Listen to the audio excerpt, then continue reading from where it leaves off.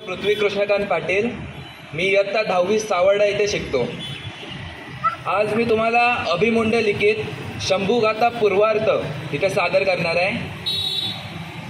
तर पुरंदर के पत्थरों में हर हर की गूंज थी, अग्नि समबरसे में एक भगवी हर बूंद थी.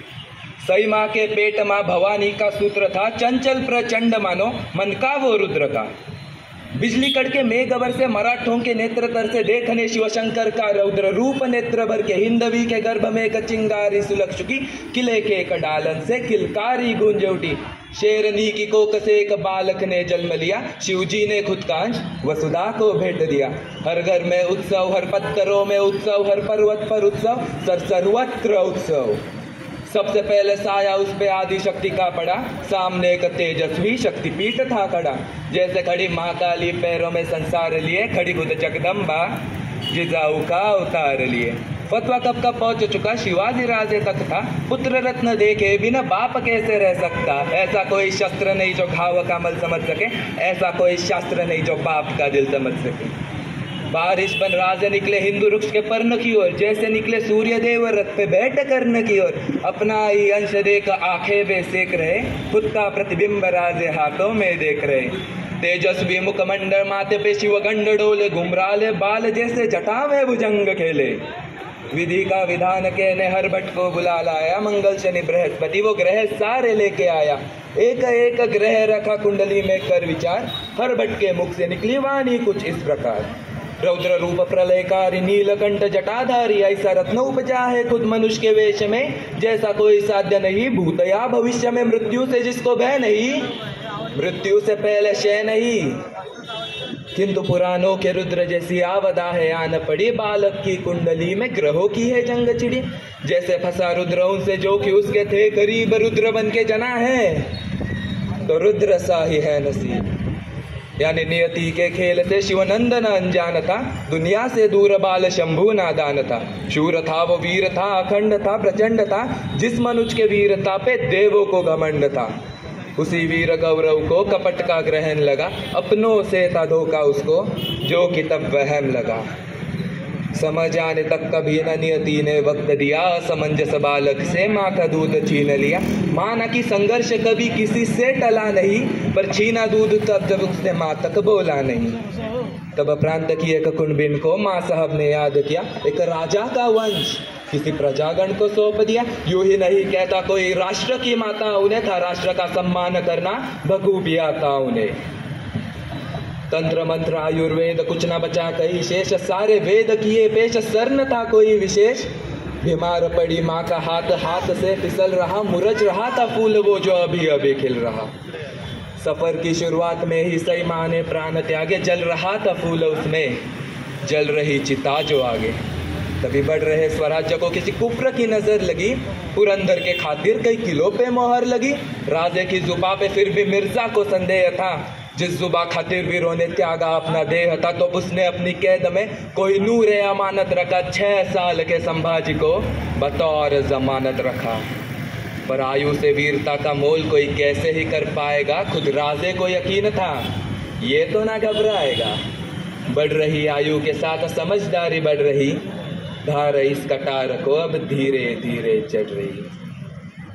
तभी राजे के नाम फतवा कोई आगरा से आया था, सालगिरह के मौके पे तज़ीम से बुलाया था. उस सालगिरह का न्योता था कोई छिपा परे, क्योंकि अंत में लिखा था कुछ आलमगीर औरंगजेब. हाँ, यही एक नाम सुन के कांपती हर सल्तनत, यही था जो नाम पहुंचा हिंदवी के दर तलक. हाँ, इसी ने तोड़े थे मंदिर कई कई, शिखर नादान था जो तोड़ रहा उसी खुदा का दूजा घर. पर आया शेर हिंद सिवा, आया साथ अपना छावा लाया. इंशाअल्लाह नूर देख, भगवे का सुरूर देख, दिल्ली के उस तख्त को चीरती वो नजर देख, सुरमे को जलाने वाली आंखों का कहर देख. देख आके फाड़ देख, देख पलके झाड़ देख, बादशाह के रास्ते का सबसे बड़ा पहाड़ देख. पर मौका बरस बादशाह की अकल बड़ी कमाल चली, कटेगा सिवा पर झुकेगा नहीं, ये सोच के एक चाल चली. दीवाजे दरबार के कर झुकने का एक हुक्म उठा, ललचारा शिकार देख बंदे शेर का सबर छूटा. क्रोधित राजे तख्त दिल्ली को पीठ दिखाकर चल पड़े, संतप्त पिता को रोकने खातिर नन्हे शंभू दौड़ पड़े. बदतमीजी की सजा कहकर पिता पुत्र को कैद किया, आगे से ना हो सका तो पीठ में खंजर खोप दिया, कैद हुए राजे बेशक, पर सोच तो आजाद हुई और उनकी सोच को कैद करे वो जंजीर कहीं मौजूद नहीं। मुगल जादों का पैरा तोड़ वरिंदे कब के उड़ गए, सालगिरह का तोहफा कहकर कुछ पंख अपने छोड़ गए। निकल चुके थे कैद से पर जान अभी ना छूटी थी, खुद की ईर्ष्या ने सूरत आज औरंगजेब से रूठी थी। पकड़ लो जिंदा या मुर्दा, काफर बच के ना जा पाए, सिर उड़ा दो खुद के ही अगर खाली हाथ लौट आए। बैरागी का वेश पहन मथुरा में दोनों जा पहुंचे, बाल कृष्ण को साथ लिए वसुदेव गोकुल आ पहुंचे। नन्हे शंभू की पीड़ा देख राजे ने मन में ठान लिया, आ गया था संकट उन्होंने पहले से ही जान लिया। दौड़ रहे वो नन्हे पैर मथुरा में ही रुक गए, आगे दौड़ते राजे मुड़ मुड़ संभाजी को देख रहे। क्षत्रियों का शिरोमणि किसी ब्राह्मण के घर पल रहा, नियति ने रचाए विपरीत दिशा में समय का पहिया चल रहा। व्याकुल हो रहे बाप ने और एक पत्थर दिल पे रख लिया, जीवित रखने वश बाल शंभू को मृत घोषित कर दिया। वो सब कुछ नियति कर रही जो जो नियति से साध्य हुआ, मथुरा में जीवित संभाजी का राजगढ़ पे श्राद्ध हुआ। पर वो रुद्र ही क्या जो मृत्यु से हर रोज आंखें भिड़ जाए, रुद्र वही जिसे देख मृत्यु को तो पंछी भांति उड़ जाए। ब्राह्मण के घर पलते शंभू ब्राह्मण की बोली सीख रहे, शस्त्रधारी को शास्त्र सीखते अचंभित ब्राह्मण देख रहे। भाषाओं में राज विराज संस्कृति दीक्षा शुरू हुई, भविष्य के एक राज कवि की मथुरा में शिक्षा शुरू हुई। लौटे शंभू मथुरा से घर, वो शंभू अपना दान न थे, अच्छे बुरे के भेद को वो भली भांति से जान रहे। संघर्ष की उनकी माला का पाढ़ाव पहला डल चुका, तब तक आयु राज चलो जैसे भी संभल चुका। शस्त्रों के एवं शास्त्रों की रीति रिवाज वस्त्रों की कटार ढाल अश्वचाल, भाला तीर गदा विशाल, एक एक करके राजे अधमसारी सिखा रहे। हर एक चुनौती को आंख शंभू राजे दिखा रहे। देख यू दोनों को साथ तख्त दिल्ली कांप रहा, भगवे का साम्राज्य अपनी बढ़ती सीमा नाप रहा। ऐसे हो शिकारी तो शिकार लड़खड़ाएगा, देख साथ इन्हें हर एक रिपू डगमगाएगा। निसंदेह शंभू तख्त हिंद को चलाएगा, शेर का छावा है वो शेर ही कहलाएगा। वे उत्तर से आए गागा भट्ट ने सभी के दिल की बात कही, वो बात सुनते ही सबने माना इससे बड़ी सौगात नहीं। सकल गुण मंडित सिया विराजित, राजा का दे दो छत्र हमें, दे दो एक सिंहासन हक का जिसपे युगोतक नेत्र थमे। गौ ब्राह्मण के राजा तुम, हरिजन हरिजन के राजा तुम, अंबर से लेके धरनी तक, वायु से लेके अवनी तक, उत्तर से लेके दक्षिण तक, पूरब से लेके पश्चिम तक। तुम्ही भूपति तुम्ही बुद्ध हो, तुम्ही सुमति तुम्ही शुद्ध हो। हिंदू धर्म के शीर्ष शिखर पे हमें आपका नाम चाहिए, साधु संतों की इस भूमि को पुरुषोत्तम श्री राम चाहिए। ढोल नगाड़े मंत्र जाप से रायगढ़ था गूंज रहा, अंबर में तपता सूरज वो था गर्व से आंखें मूंद रहा। विराजे जिस पे हिंद भूपति, उस सिंहासन के बाग फुले, छत्रपति को देख सभी के हर्ष विलासित शीश डोले।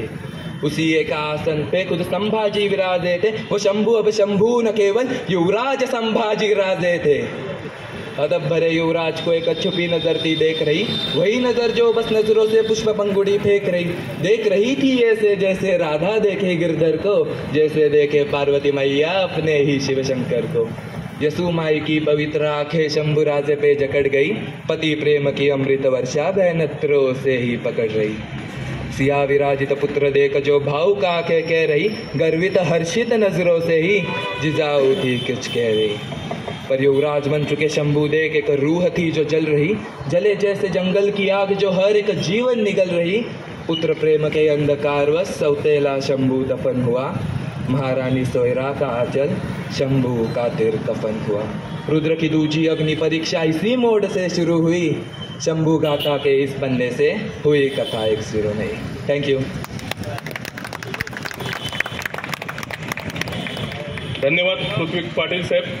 पाटील मला वाटतं इयत्ता 10वी मध्येच जर तो शंभूगाथा बोलू शकतो तर पुढे जाऊन इतिहासाची मोठी व्याख्यानं तो नक्की देऊ शकतो।